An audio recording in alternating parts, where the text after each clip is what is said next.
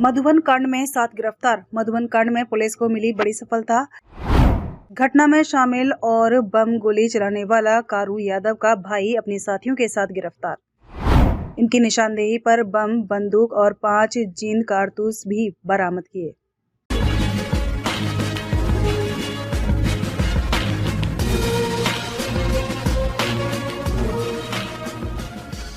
BCCL area 3 के बाबूडीह में संचालित हिलटॉप आउटसोर्सिंग में 9 जनवरी को हुए हिंसक झड़प और बाघमारा SDPO पर हमला की घटना की जांच लगातार जारी है। घटना के मुख्य अभियुक्त JMM नेता कारू यादव की गिरफ्तारी को लेकर पुलिस टीम लगातार छापेमारी कर रही है। इसी क्रम में बुधवार को धनबाद पुलिस को बड़ी सफलता हाथ लगी है। पुलिस ने घटना में बम और गोलियां चलाने वाले कारू यादव के भाई वीरेंद्र यादव सहित 7 लोगों को बोकारो से गिरफ्तार किया है। इस मामले में आज जानकारी देते हुए धनबाद के ग्रामीण SP कपिल चौधरी ने बताया कि वरीय पुलिस अधीक्षक के द्वारा इस मामले में संलिप्त आरोपियों की गिरफ्तारी के लिए बनाई गई टीमें लगातार विभिन्न थाना क्षेत्रों में छापेमारी कर रही हैं। इस दौरान टीम ने बिहार और उत्तर प्रदेश में भी छापेमारी की है।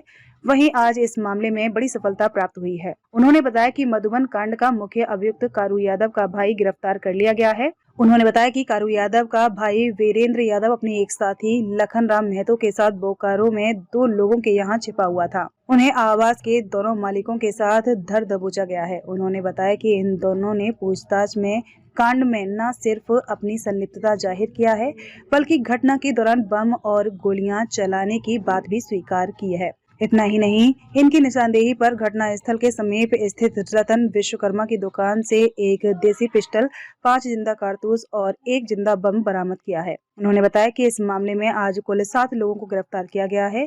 इसके साथ ही अब इस घटना में कुल केस की संख्या 9 हो गई है, जबकि अब तक इस कांड में कुल 14 लोगों को गिरफ्तार किया गया है। उन्होंने कहा कि जल्द ही इस घटना के मुख्य आरोपी कारू यादव को भी पुलिस धर दबोचेगी। की घटना हुई और उसके बाद जो पत्थरबाजी की घटना पुलिस के ऊपर की गई थी, उस संबंध में पुलिस के द्वारा जो वरीय पुलिस अधीक्षक महोदय के नेतृत्व में जो टीम का गठन किया गया था, विभिन्न थाना क्षेत्र के अंतर्गत ये टीमें जाकर छापामारी कर रही थी। इस छापामारी के दौरान पहले भी कई अभियुक्तों को गिरफ्तार कर जेल भेजा जा चुका था। आज दिनांक 15/1/2025 को भी ऐसे ही इन केस के मामले में अभी 7 अभियुक्तों को टोटल गिरफ्तार करके जेल भेजे जा रहे हैं, जिसमें मुख्य रूप से कारू यादव के भाई वीरेंद्र यादव की गिरफ्तारी हुई है और इनके निशानदेही पर एक दूसरे अभियुक्त जो कि लखन यादव, राम लखन महतो की गिरफ्तारी हुई है। जब इन लोगों से इस घटना के संबंध में पूछताछ की गई, इनके द्वारा कांड में अपनी संलिप्तता को स्वीकार किया गया। इसके पश्चात जब इनके कन्फेशन के आधार पर इनके द्वारा ये स्वीकार किया गया कि इनके द्वारा बम और गोली का यूज भी किया जा रहा था और इनके पास बम और गोली अभी भी मौजूद है। तो इनके कन्फेशन के आधार पर कारू यादव का जो मॉल जहाँ घटना घटित हुई है, उसमें एक दुकान जो कि रतन विश्वकर्मा के नाम से है, उस दुकान से एक 7.65 mm का देसी पिस्टल और 5 जिंदा कारतूस भी बरामद हुए। इस संबंध में एक अलग से आर्म्स एक्ट के अंतर्गत केस किया गया है और इनको फॉरवर्ड करके जेल भेजा जा रहा है।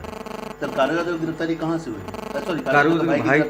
कारू यादव के भाई की गिरफ्तारी जो हम पूछताछ के लिए उनको लेके आए थे, वो बोकारो से लेके आए हैं और इस संबंध में जिस घटना में संलिप्त अपराधियों को जिन लोगों ने शरण दी थी, उन शरण देने के आरोप में भी 2 लोगों को गिरफ्तार करके जेल भेजे जा रहे हैं। ये दोनों लोग रहने वाले बोकारो के थे, जिनके घर में इन लोगों को छुपा के रखा गया था। मूल रूप से जितने साथ हैं, कहाँ छापेमारी? ये छापेमारी मुख्य रूप से बोकारो से हुई है और कुछ अलग जगहों से छापेमारी हुई थी, लेकिन उसके पश्चात अभियुक्त यहाँ अपने धनबाद से गिरफ्तार हुए। इसके साथ में जो अन्य अभियुक्त हैं, ये लोगों की गिरफ्तारी कहाँ से हुई है? सबकी धनबाद से हुई है। बोकारो से 6 लोगों की गिरफ्तारी बोकारो से। 7 हुआ सर। 7 हुआ टोटल। सभी लोग संलिप्त उस घटना में? हाँ, सब लोग संलिप्त हैं। गिरफ्तार लोगों की संख्या कितनी होगी? 14 लोग अभी तक गिरफ्तार हो चुके। मुख्य अभियुक्त अब तक फरार है? मुख्य अभियुक्त अभी तक फरार है, लेकिन बहुत ही जल्द उसकी गिरफ्तारी भी की जाएगी। बिहार में भी कोई सफलता मिला है कैसे? जो टीम गई है, टीम जा रही है, लगातार छापेमारी हो रही है, इस संबंध में हमें सफलता मिल रही है और बहुत ही जल्द जो मुख्य अभियुक्त इनके इस घटना में शामिल रहे उनकी गिरफ्तारी की जाएगी। इस संबंध में हमारी टीम लगातार छापेमारी कर रही है, जैसे कि DSP साहब के नेतृत्व में DSP अरविंद, DSP कांति, इंस्पेक्टर साहब लोग जो केस के IU हैं, सभी लोग दिन रात मेहनत करके इस केस में छापेमारी कर रहे हैं और अलग अलग स्टेट में जाके, जैसे यूपी, बिहार में भी जाके टीम के द्वारा छापेमारी की गई है, जिस संबंध में कुछ सफलता मिली। अब तक कुल कितने FIR दर्ज किए गए? अभी तक FIR जो पिछले टाइम तक कितने हो गए? 7 कुल 9 FIR अभी तक हो गए, जिसमें कि आर्म्स एक्ट का और एक एक्सप्लोसिव एक्ट, इसमें एक बम की भी बरामदगी हुई है। इस केस में जो घटना स्थल से उसकी दुकान से एक जिंदा बम भी बरामद हुआ है और कारतूस भी बरामद हुई है। इस नोटिस भी छिपाया गया सर मधुबन थाना में, उसका क्या उद्देश्य है?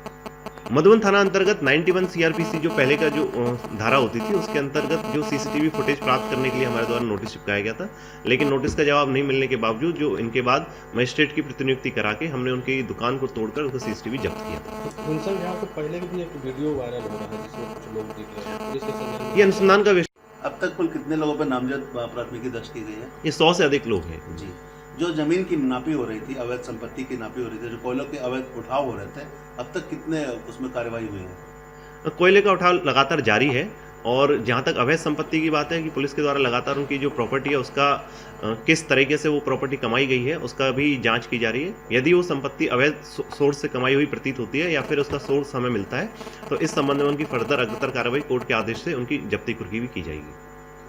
Thank you sir. ठीक है। यदि आपको हमारी खबरें पसंद आती हैं तो लाइक तथा कमेंट जरूर करें और यदि आप चैनल पर नए हैं तो सब्सक्राइब भी करें।